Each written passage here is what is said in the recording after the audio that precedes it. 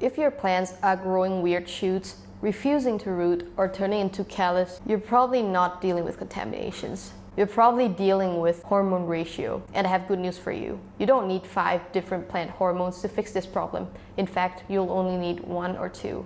Today, I'll be explaining cytokinin and auxin in a way that actually makes sense. If you stick with me till the end, I'll show you the exact hormones I use in my lab and how to use them. Let's get started. Let's start with auxin. Auxin is the hormone that mainly helps plant to make roots.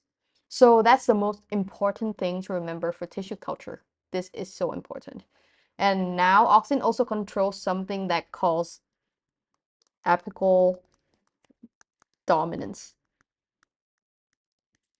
What does that mean? It means that the tip of the plant here, the top of the growing point, produces auxin. The auxin moves downwards through the stem. As it moves down, it suppresses the side buds from growing. So that's how the plant knows that it's supposed to grow upwards, not sideways. And so as long as the top is activated, the bud stays dormant. The buds here stays dormant and quiet. So that's why every time when you cut off the plant's top, the auxin signals drops, then suddenly the side buds wake up. And that's why pruning makes plants bushier. But don't worry about that too much for tissue culture. I'm just mentioning so you know auxin does more than just rooting. For tissue culture, what really matters is auxin helps with rooting. IAA. But in labs, we usually use synthetic ones like NAA, IBA, and 2,4-D. Don't panic just yet, okay? You don't need to memorize the name. Just remember, auxin equals to rooting support. Just that. I promise it's not complicated. Okay, that's all you need to know. Now let's talk about cytokinin. I'm really reluctant on calling it cytokinin or kinin since Thai people call it cytokinin. Whatever, I digress. Now let's talk about cytokinin. If auxin helps with the roots, cytokinin helps with the shoot's multiplication. And that's very crucial for tissue culture, as you know. So when you increase cytokinin in tissue culture, you usually see more shoots forming from the side buds. You will see more side branchings and you will see more clusters.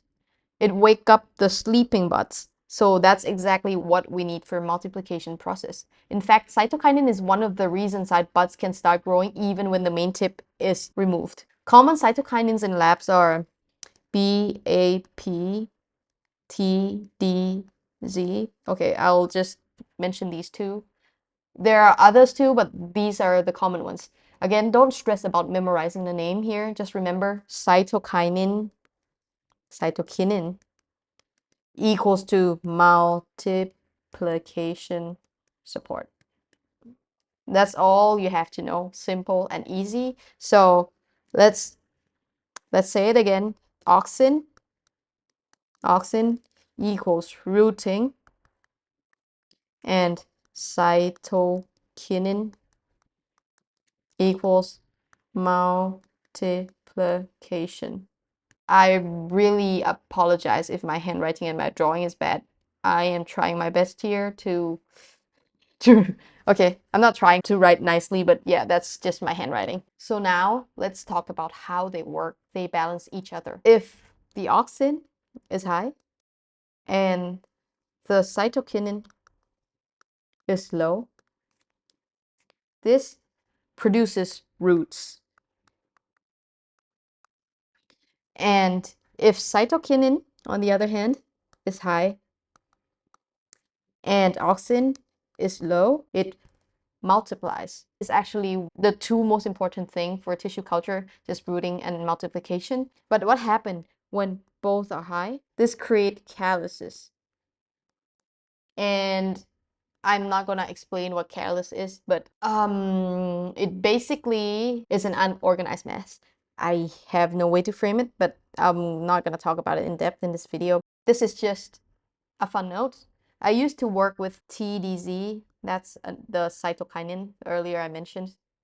And this is why I never really use TDC anymore, because I used 2 milligrams per liter of TDC to multiply my explant. I had the idea of like, come on, let's have higher cytokinin so I can produce more shoots and multiply faster. But it didn't work that way. The plant didn't multiply cleanly, callus formed instead. The growth looked very abnormal. So keep in mind that 2 milligrams per liter of TDC is not equals to 2 milligrams of BAP per liter of BAP. Let's talk about the ratio. So how do you control this exactly? It's not about using big numbers. It's about balance, as I've mentioned. For multiplication, just slightly favor cytokinin, and for rooting, reduce cytokinin and favor auxin. Think of it like 2 volume knobs. You just don't max out both. You adjust depending on your goal. And I'm gonna give you some real lab example here. For multiplications of philodendron, I typically use 1 milligram per liter of BAP and 0.1 milligrams per liter of NAA. That ratio works well for me. Clean multiplication, no callus. But this is important. Different plants behave differently, so different clones behave differently too. So I'm not trying to make a universal recommendation here. I'm just sharing what works in my lab.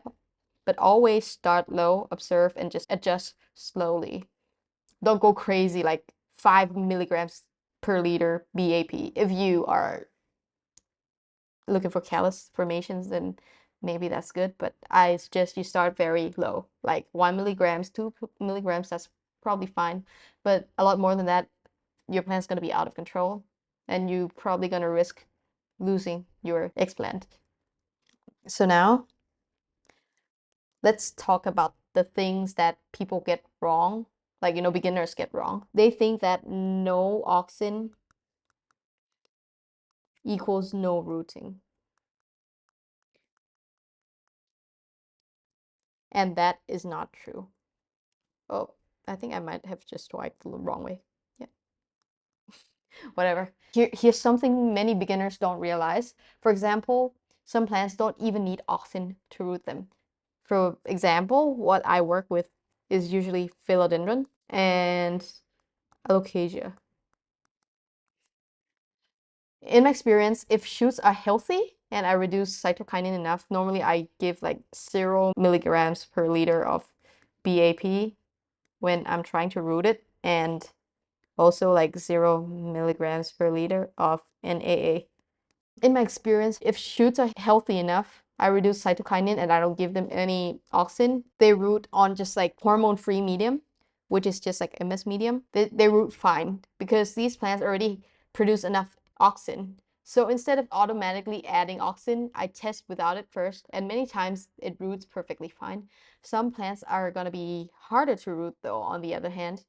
So I'm giving you 2 nuggets here. If you're working Philodendron and Alocasia, you just don't need auxin to root if and only if your plants are healthy. Okay? And now let's carry on talking about when auxin is actually needed. Some plants are harder to multiply. For example, harder to root. For example, Monstera can sometimes take ages to root. And woody species often need auxins to root too.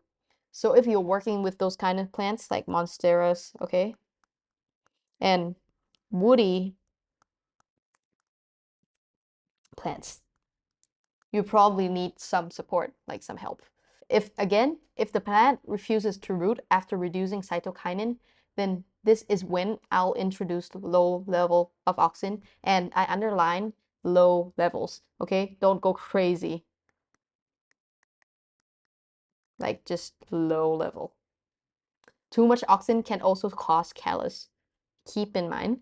So maybe I'm gonna start with like 0.5 milligrams per liter, or even like lower, like 0.2, I don't know, like you can try. If I had to choose the one hormones I will have to use for the rest of my, entire lab journey, I'll probably choose like BAP, which is a cytokinin, as I've mentioned, because auxin sometimes is not necessary. So yeah, trust me, trust me, trust me. I know I got too boring today. I sound very educational and like a teacher. Trust me, I'm not always like this.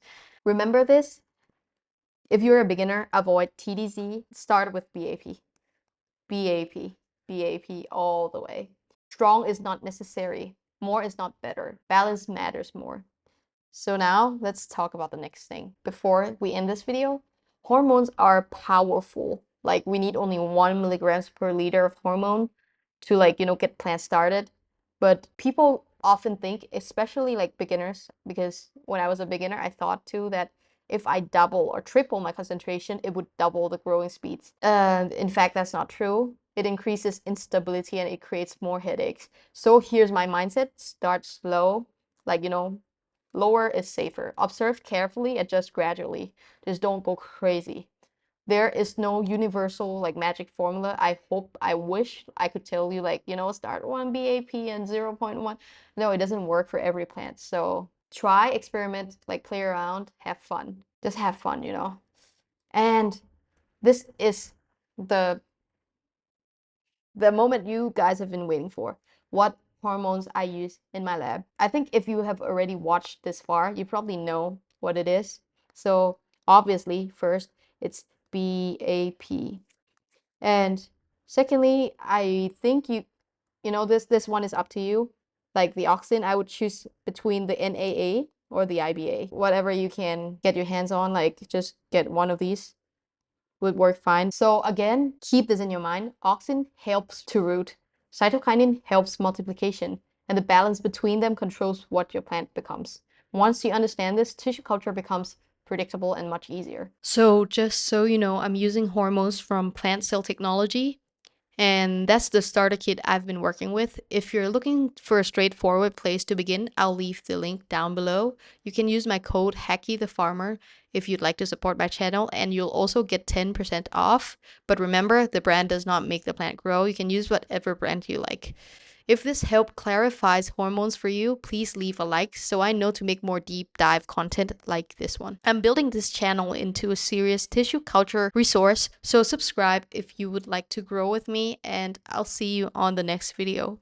Bye!